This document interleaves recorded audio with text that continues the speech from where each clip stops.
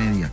Nos acompaña hoy en la entrevista central César Dargan, vicepresidente del Consejo Nacional de Empresa Privada CONEC. César, bienvenido ahora por la Super 7. Muchas gracias, José María, Salvador y Omar. Qué bueno estar con ustedes, como de costumbre, esta mañana aquí. César, muchas cosas importantes. Quisiera comenzar con la convocatoria que se ha hecho al Consejo Económico y Social, CES. Y se ha hecho luego de un encuentro entre el presidente Luis Abinader con los expresidentes Hipólito Mejía, Leonel Fernández, Danilo Medina, para discutir un tema que es fundamental para la nación dominicana, que es la presión migratoria producto de la crisis política en Haití, la propia crisis política del vecino país. Me gustaría saber cómo se prepara el CONEC para la participación en esta reunión, si es que le han convocado o no, y cuáles son las perspectivas de ustedes. Lo primero es resaltar la trascendencia de ese encuentro, y pasan los días y no pierde relevancia lo importante que ha sido que el presidente en vigente y los expresidentes con vida en nuestro país hayan tenido la capacidad de sentarse a conversar. Si nosotros miramos a nuestro vecindario, eso es cada vez menos poco probable. Y que aquí hayamos tenido la madurez y que el liderazgo político haya entendido que hay temas que nos unen, es algo que tenemos que todos aplaudir. Luego el segundo paso, porque eso pudo haber pasado como algo protocolar, pero el segundo paso de convocar el CES, yo creo que también es una muestra de seriedad porque procura ampliar la conversación a todos los sectores de nuestra sociedad. El Consejo Nacional de la Empresa Privada es parte activa del CES, de su comité ejecutivo. Asimismo, las 15 instituciones del sector empresarial que ahí participan, el sector social, el sector laboral. Hemos estado en conversaciones, hemos participado en reuniones de coordinación con la presidencia del CES. Yo creo que ahora entramos en la fase más importante y es tener reglas muy claras para que podamos administrar las expectativas. De lo contrario, serán reuniones muy bonitas con concursos de oratorios y discursos retóricos que posiblemente no nos lleven a resultados. Yo creo que la voluntad existe entre todos los sectores de que se ocurra, pero hay que generar la confianza. Y la confianza empieza con la comunicación oportuna, con que todo el mundo se sienta parte y que tengamos una agenda clara de a qué es que vamos.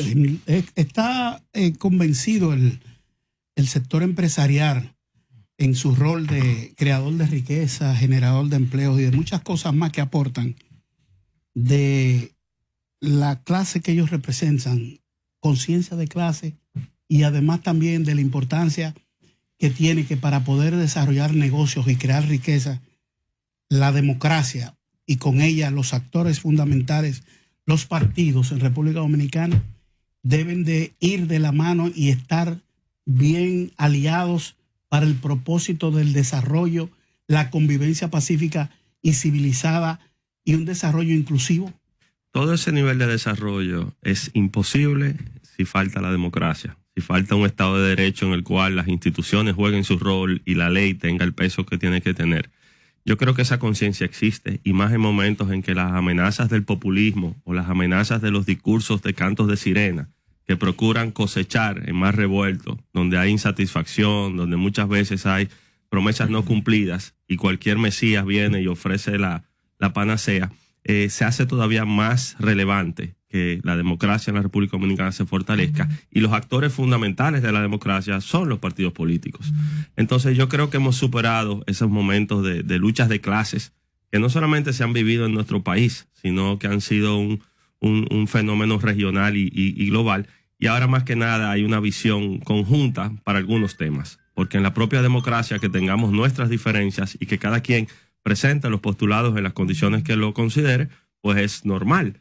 Pero hay mucha conciencia de eso, Omar, y creo que una de las motivaciones principales para participar en este tipo de espacios es precisamente esa.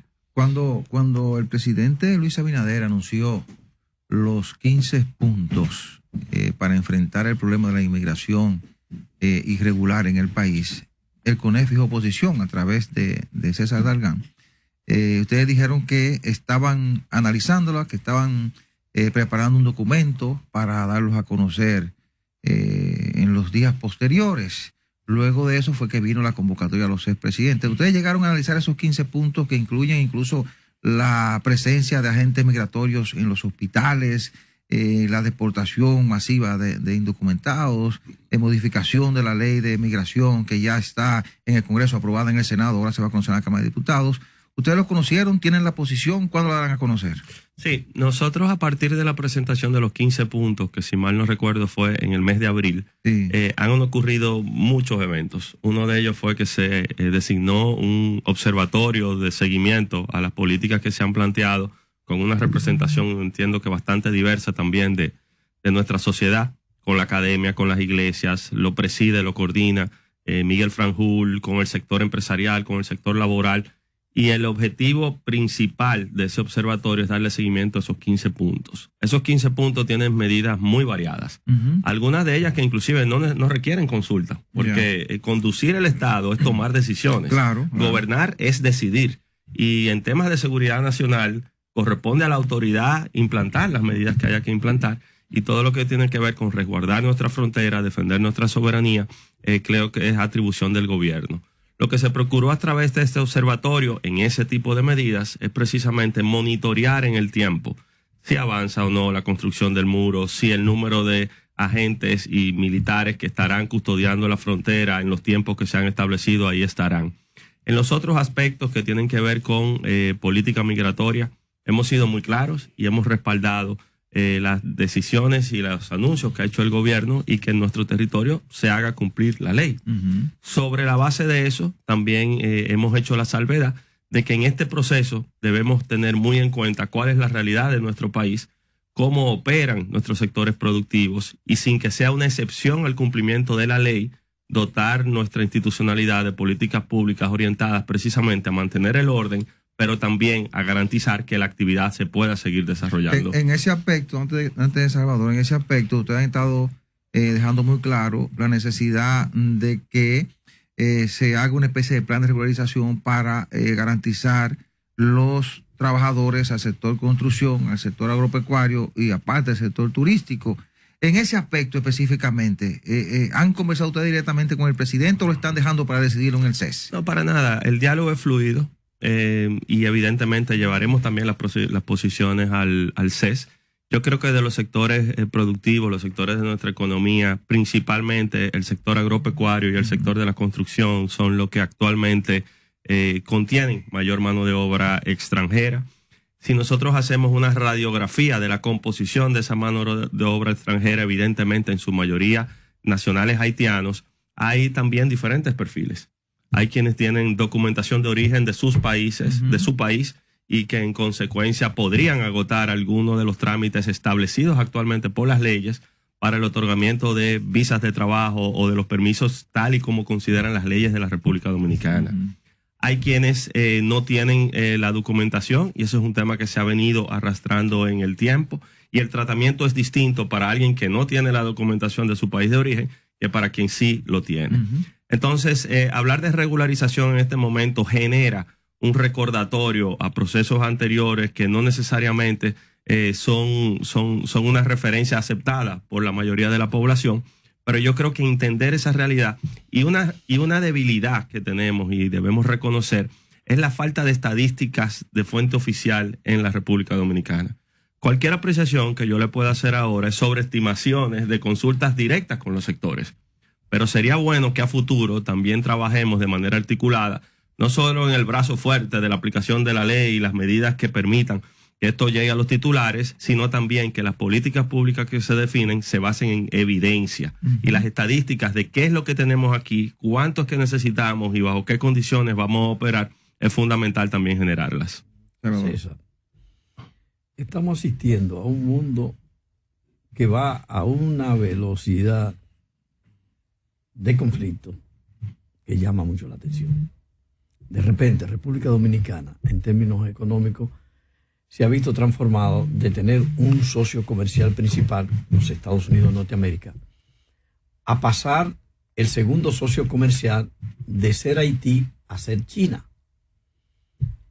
Estados Unidos está variando muchas políticas de tipo económico y está teniendo hasta conflictos para aplicar alguna de esas medidas. Nosotros tenemos que ver hacia dónde miramos. Ustedes los empresarios, el Consejo Nacional de la Empresa Privada, que resume todo lo que tiene que ver con el capital prácticamente en República Dominicana.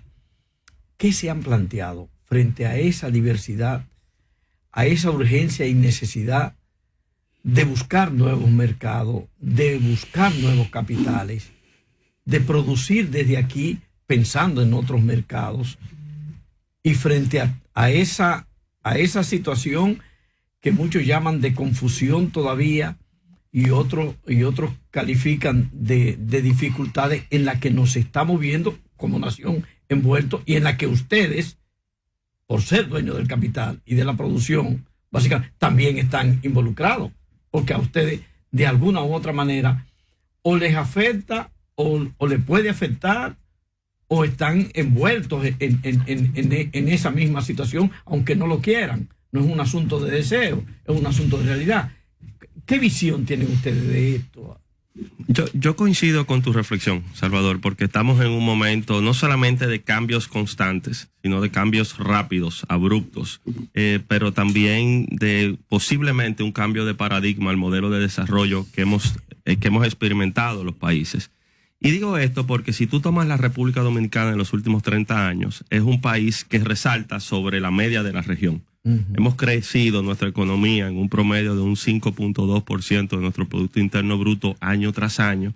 Hemos logrado un nivel de desarrollo económico con inclusión social y en un momento de estabilidad, de paz social y de estabilidad política.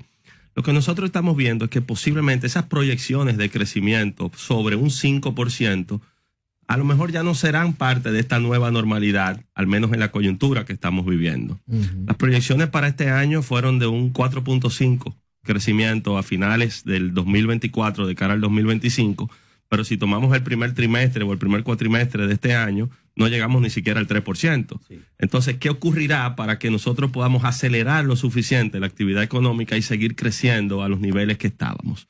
Por otra parte, cuando vemos en el detalle cuáles son los sectores que están aportando y quiénes pueden realmente mover la aguja, hay sectores de mucho peso. El sector construcción, por ejemplo, está rezagado y ya viene estando rezagado. El sector minero, por ejemplo, es un sector que también no está aportando al Producto Interno Bruto lo que su potencial le podría llevar a aportar. Y hay muchos factores internos y externos que inciden en este comportamiento. Por ejemplo, en el sector construcción no se controla las alteraciones en las tasas de intereses que muchas veces se ven influenciadas de lo que ocurre en otros mercados fuera de aquí. Y eso incide también en la capacidad que tiene el ciudadano común de poder financiar la adquisición de una vivienda o de invertir en la construcción de un negocio. Pero si nosotros eso lo llevamos a lo que está ocurriendo fuera de aquí, que creo que fue parte de tu planteamiento, también este cambio se seguirá dando. La nueva administración Trump, inclusive desde antes de noviembre ganar las elecciones, ya anunciaba que venía con medidas disruptivas en materia de política comercial. Y luego de su juramentación, Trump anunció el Día de la Liberación, el día 2 de abril, de que ese día cambiaría completamente la estructura del comercio multilateral. Y así lo hizo. Sin embargo, muchas de las medidas no han sido permanentes en el tiempo porque no tienen aplicación en una coyuntura como la que estamos viviendo. Entonces, así como hemos visto que República Dominicana fue de los países que recibió la carga de menor tasa de aranceles, los países que han tenido mayor carga por retaliaciones políticas, comerciales, en el tiempo han entrado en algún proceso de negociación que ha conllevado una flexibilización de estas medidas. Eso lo que quiere decir es que a futuro la incertidumbre posiblemente sea lo más cierto que nosotros tengamos. Y nosotros no solamente tenemos que prepararnos como estamos haciendo, sino también adaptarnos a todos estos cambios de coyuntura que se vienen dando. César, a ustedes, los hombres de empresa del país. Y las mujeres, para ser inclusivos. Sí, y las mujeres. Sí, el genérico uno lo sigue usando, pero es cierto. ¿Hasta dónde le altera su ritmo? ¿Hasta dónde les afecta algo que está pasando desde el gobierno central? Que es lo siguiente: muchas obras sin terminar, retrasadas, muchas obras, sobre todo obras viales, pero muchas obras, y una baja inversión de capital. ¿Hasta dónde a ustedes les altera les afecta, les preocupa o lo entran en su normalidad, en sus análisis, como un planteamiento que deben bailotear, ¿no? No, definitivamente eso no es algo que afecta solo al sector empresarial, es algo que afecta a ese modelo de desarrollo del cual venía hablando hace un momentito. Y digo esto porque un país que apenas con mucho esfuerzo puede invertir alrededor del 2% de su Producto Interno Bruto en el gasto de capital, es decir, en las inversiones, en obras, en infraestructura, en hospitales, no conseguirá dar el salto al nivel de desarrollo que nosotros aspiramos. Países en la región y en Asia han estado invirtiendo sobre el 5 o 6% en su gasto de capital, y nosotros no tenemos la capacidad precisamente por el constreñimiento que genera la situación fiscal de la República Dominicana. Ahora bien, ahí tenemos la opción de ir al muro de las lamentaciones y ver por qué no estamos haciéndolo, o de activar nuestra creatividad y pensar cuáles son formas alternas en lo que esto podría ocurrir. Y ahí hemos planteado algunas cosas. Una de ellas es seguir trabajando en la eficientización y racionalización del gasto. No es que se gaste menos, es que se gaste mejor. Y que esos gastos superfluos o esos solapamientos que existen en la administración pública se continúen desmontando y reduciendo. Al mismo tiempo que se exploren sin temor, sin que esto sea un tabú, modelos como las alianzas público-privadas en las que el Estado conserva la propiedad de los bienes de que se trate, pero con capital privado puede lograr un desarrollo comprometido a las próximas décadas. Entonces, pensemos en esta situación, cómo hacerlo, pero definitivamente una baja inversión en gasto de capital tiene un impacto en el modelo de desarrollo y afecta a todos los dominicanos. Cuando yo veo los números del Banco Central, que me animan mucho, la macroeconomía, ¿cuántos años tiene más o menos creciendo la macro? 30 años más o menos. Uh-huh. ¿Y a usted los empresarios no les preocupa el poco avance educacional que tenemos nosotros y un problema de unas 7 décadas, 70 años y pico, el sector eléctrico, un barril sin fondo? ¿Hasta dónde le preocupa a ustedes que uno no ve la solución? Todas estas son evidentemente las preocupaciones del día a día y es así. Yo he comentado con ustedes en este mismo espacio que muchas veces estas situaciones son el deterioro de la falta de decisión durante años. Les he mencionado en el caso del sector educativo de que el promedio hasta la designación de este ministro, de rotación de un ministro en el Ministerio de Educación, ha sido 19 meses. Desde la entrada en vigencia de la Ley General de Educación y la aplicación del 4%, en promedio cada 19 meses cambia el ministro de Educación. Cambia el ministro, cambian los viceministros, cambian los directores y así sucesivamente. Hay una interrupción en la continuidad de las políticas públicas, aún siendo parte de un mismo partido de gobierno. Y sin una continuidad y sin un soporte institucional, este tipo de cosas no pueden ocurrir. El sector eléctrico ni se diga. Solamente las pérdidas que representan las distribuidoras al día de hoy son por sí solas una reforma fiscal con las aspiraciones de recaudación que ha planteado el gobierno dominicano.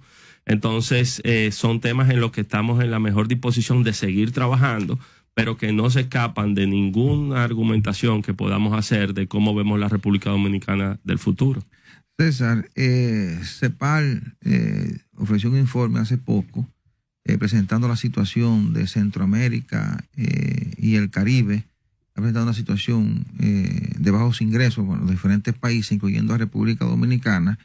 Pero a esto aquí habría que agregarle un endeudamiento muy elevado que está incluso trabando las posibilidades de inversión del gobierno, la baja inversión de capital en las obras del gobierno y una serie de situaciones que le crean una situación complicada al país.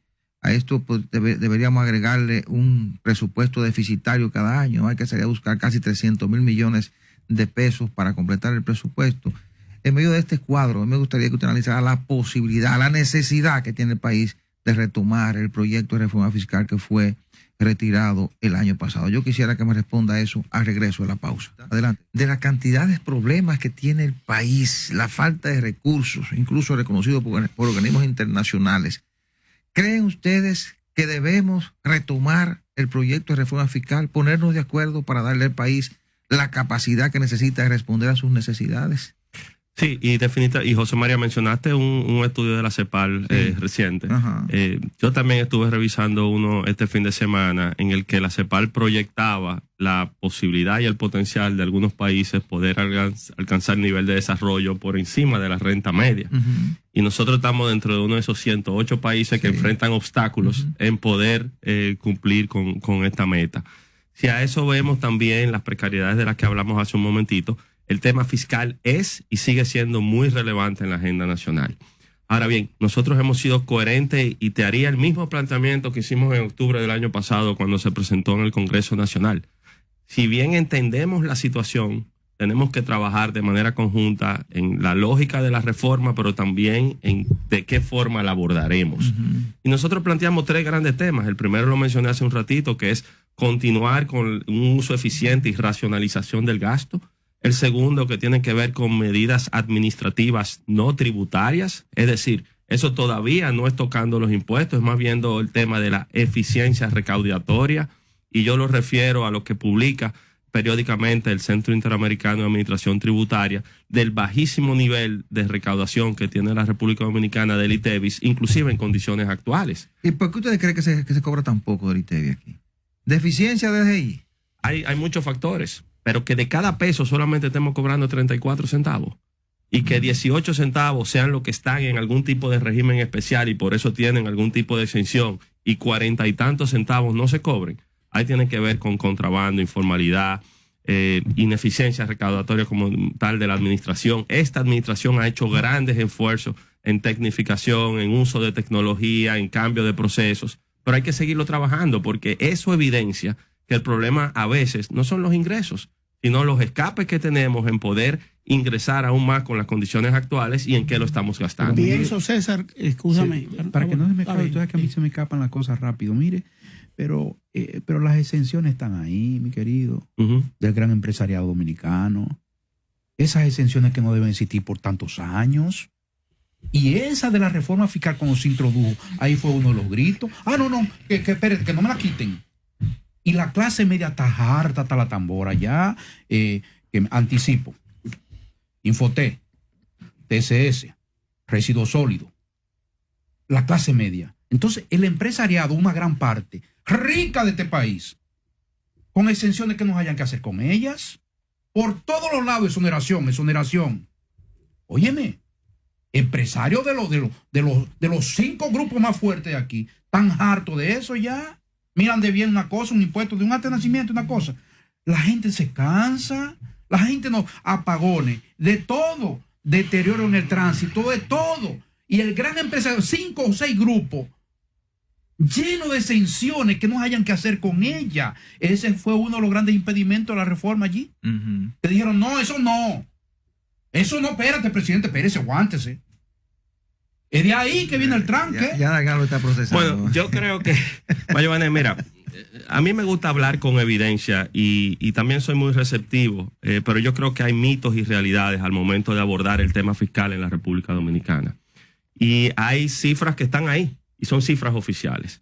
El gasto tributario en la República Dominicana, el dinero que el Estado no recibe porque son parte de algún régimen especial, puede ser entre un 4 y un 5% variando del año de que se trate. La mitad del gasto tributario en nuestro país es ITEVIS. Y gran parte de eso es ITEVIS a personas físicas. Bajo ningún concepto compareceré aquí ni en ningún escenario a decir la solución es que le pongamos ITEVIS ahora a todo el mundo. Pero partamos de la realidad de que la mitad del gasto tributario, por una erosión de la base de nuestro sistema, es decir, qué paga y qué no paga, es ITEVIS. Y cuando vemos el tema del ITEVIS, nos debemos preguntar, ¿necesito yo que me exoneren el ITEVIS para comprar arroz, o habichuela, o leche, o jugo? Yo creo que no. Yo creo que ninguno de los que estamos aquí necesitamos una exención. Ahora, el que sí la necesita debe aplicársele. Y posiblemente eso conlleve que a los que podamos pagar, tengamos que pagar. Cuando nos vamos a la otra parte de la historia, la otra mitad de que es el gasto tributario, entonces ahí sí tú lo segregas en cada uno de los regímenes especiales. Y también lo digo aquí porque lo he repetido coherentemente en todos los escenarios.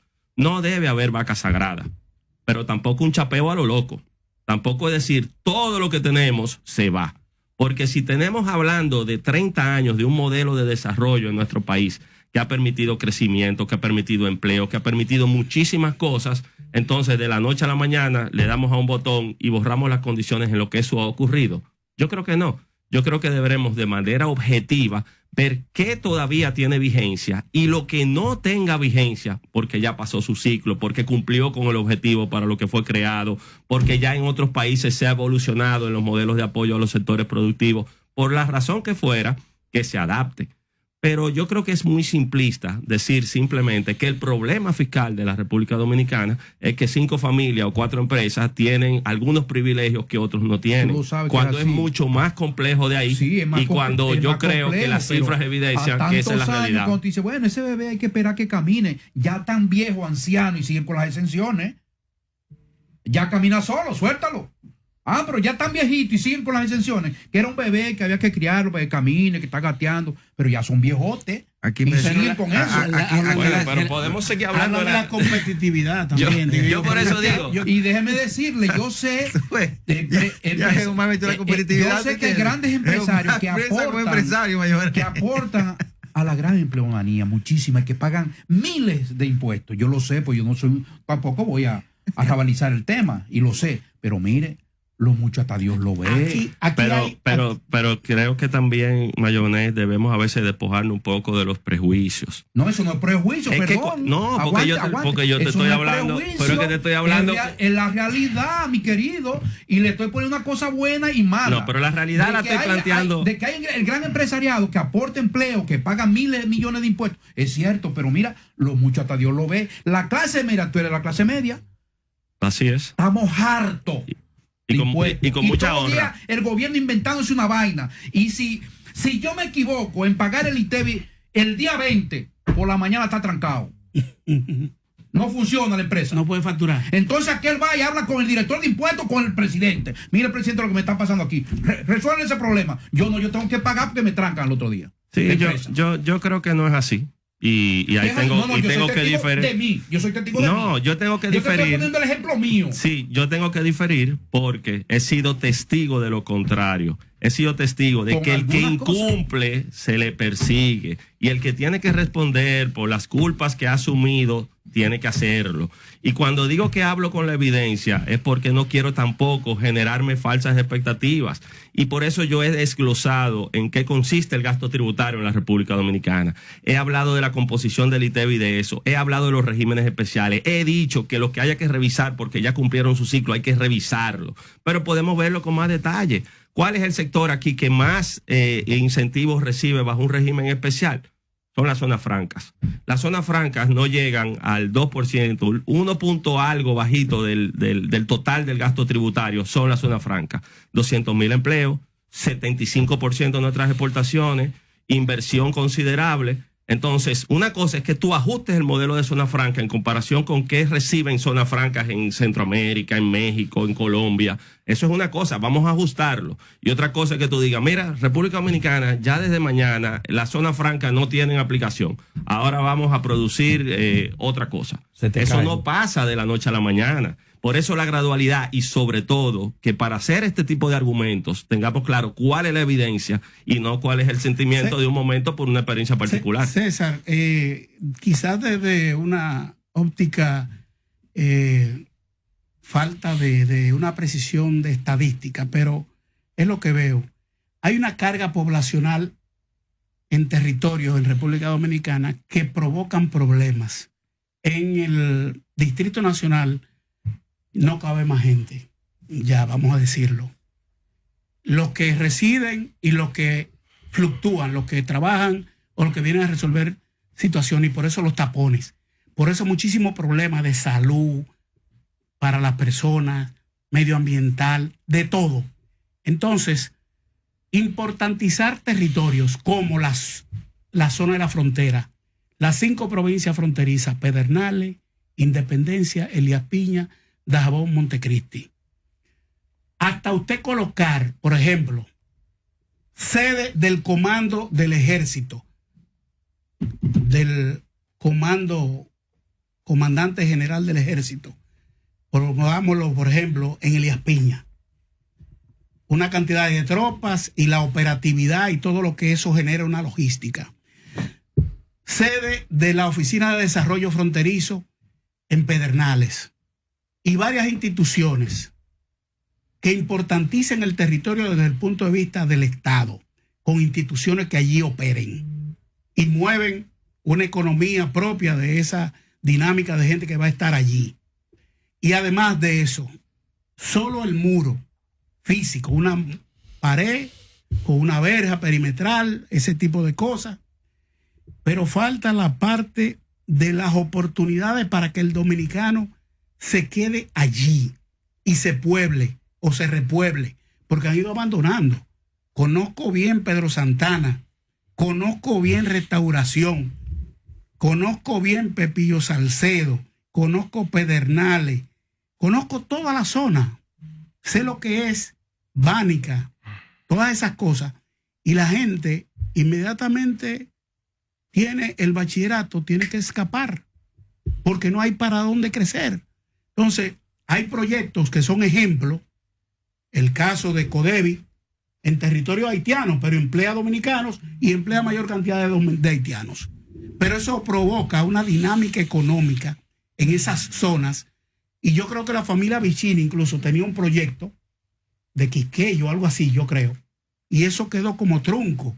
Entonces, las oportunidades para que la gente no escape de esos lugares, como la canción de Joan Manuel Serrat, Pueblo Blanco, escapar esta tierra, que esta tierra está enferma, y no espere mañana lo que no te dio ayer. Entonces, esa gente de la frontera, hay que darle la oportunidad, porque si no, vamos a seguir rasgándonos la vestidura. Que en tal escuela hay más niños haitianos, que en tales hospitales hay más haitianos que dominicanos. Entonces, ¿cómo hacer que esa frontera tenga las condiciones para que no sean sacados de allí las cuestiones dominicanas? Hubo un personaje estadounidense, Robert McNamara, llegó a ser altísimo ejecutivo de la Ford y fue secretario de Defensa en los Estados Unidos, entre otros cargos. Y en una ocasión dijo que seguridad nacional podía ser un ejército, podía ser armamento, pero no era suficiente. Seguridad nacional podía ser estrategia, podrían ser misiles, aviones, pero no era suficiente. Seguridad nacional es desarrollo, y sin desarrollo no hay seguridad nacional. Yo coincido plenamente con tu preocupación, Geomar, en el sentido de que hay que generar las condiciones para que este desarrollo en ambos lados de la frontera pueda seguirse dando. Cada quien en su espacio y respetando su soberanía, pero sin desarrollo en ambos lados de la frontera, eso no podrá ocurrir. Sí. Evidentemente hay muchas cosas, inclusive tenemos retos importantes actuales con la implementación de la recién aprobada Ley de Ordenamiento Territorial, su reglamento, la visión que tenemos de cómo este país va a ser en el futuro. Y el tema de seguridad y desarrollo van de la mano, sobre todo apoyando a las comunidades que menos tienen posibilidades de lograrlo. César, has hablado de impuestos, ha avanzado mucho la Dirección General de Impuestos Internos, sin lugar a dudas, en muchas cosas. La facturación electrónica, ¿cómo ustedes la están sintiendo? ¿Cómo la están percibiendo? ¿Qué está pasando con eso? Yo creo que la facturación, y mencioné hace un momentico, reconocí que así como tenemos retos, debo reconocer la gestión que ha venido haciendo la actual administración de la Dirección General de Impuestos Internos, Luis Valdés y todo su equipo. La facturación electrónica es uno de esos proyectos que entiendo que deben seguir avanzando, porque se dividió en etapas. Y la primera etapa, que es la de los grandes contribuyentes, eso es a lo que Mayo Vanessa hacía ahorita una referencia, que hay 500 o 600 empresas que son las que pagan el 70-80% del total de los impuestos de este país. Ese enfoque en los grandes contribuyentes fue superado. Ahora, cuando ya tú vas entrando en las medianas empresas, en las pequeñas empresas y en las microempresas, que es donde tiene los niveles más altos de informalidad, entonces se hace mucho más complejo el proceso. Yo creo que esto requiere todavía mucha educación, mucho seguimiento, mucho entendimiento del tejido empresarial, porque así como hay un grupo de grandes contribuyentes que tienen un peso en nuestras recaudaciones, también el 85% de nuestras empresas tienen menos de 15 trabajadores. Es decir, nuestro tejido empresarial son MIPYMES, y muchas veces la resistencia al cambio por desconocimiento o por los costos que genera se constituye en un reto, pero hay que seguir apoyando la facturación electrónica, porque hemos visto que en países de la región, solamente con el uso de tecnología, han aumentado las recaudaciones entre un 10 y un 15%. Si nuestra presión tributaria al día de hoy es de un 14%, lograr un 1.5% de nuestro Producto Interno Bruto a través del uso de la tecnología es algo que todos tenemos que apoyar. Dos aspectos para concluir, César. Uno, en el Congreso se conoce el Código Laboral, en el que ustedes tienen algunas puntualizaciones, eso se ha estado discutiendo, pero además está pendiente la revisión de la Ley de Seguridad Social, que también es un aspecto importante para el empresariado, pero también para la población. ¿Qué tanto le preocupa esto a ustedes y qué tanto se ha avanzado en las discusiones que se ha hecho? Y lo otro es, ¿cuáles son las principales preocupaciones del CONES en estos momentos? Mira, más que nos preocupa, creo que nos ocupa, porque se le ha dedicado mucho tiempo a pensar y repensar cuál puede ser el modelo que beneficie tanto a trabajadores, empleadores y, en fin, a la República Dominicana. Y de hecho, en ese repensar, yo creo que algo que podría considerarse es que ambas reformas de una forma u otra coincidan y se complementen. Ya eso se intentó hacer en el 2001 y recordemos que la Ley de Seguridad Social contempló la creación de un seguro de desempleo que 23 años, 24 años después no se ha podido implementar. ¿Creen que pueden lograrlo ahora? Sí, habría que ver entonces cómo se logra que ambas reformas coincidan. Nosotros hemos dicho que en la propuesta del sector empleador, y he sido parte de ella, no se eliminan ni se afectan derechos adquiridos de los trabajadores. No está estática, escrita en una piedra, esta es la forma, sino veamos cuál es la que más conviene. Algunas conllevan aspectos complementarios al modelo actual de cesantía, pero en general lo que procuran es precisamente reducir informalidad y reducir costos laborales. La Ley de Seguridad Social, su razón de ser es precisamente la protección de los dominicanos por salud, por vejez, por discapacidad, y podría entonces verse cómo se complementan ambos modelos de una manera en que a todos beneficia. El seguro o un fondo, ya sea de reparto o de capitalización individual, todo lo que tenemos que ver es cómo es la sostenibilidad financiera en el tiempo y qué costos adicionales puede traer, y tratar de buscar los puntos medios que nos permitan llegar a los acuerdos. De manera puntual, las tres principales preocupaciones del CONES frente a la sociedad dominicana en estos momentos. Hay varias. Definitivamente el tema de la informalidad en nuestra economía, todo lo que hemos hablado coincide precisamente en temas de formalidad, y afecta el clima de negocios, afecta la competencia leal, no solamente la informalidad interna que refleja nuestro tejido empresarial, sino también muchas veces por amenazas de capitales extranjeros, asiáticos sobre todo, que se están estableciendo en nuestro país en condiciones que no son las apropiadas. El tema del sector eléctrico no puede dársele más larga, porque de nada nos sirve esta interesante conversación del tema fiscal si tenemos hoyos, si tenemos escapes fundamentales para nuestras finanzas públicas y que nunca serán suficientes.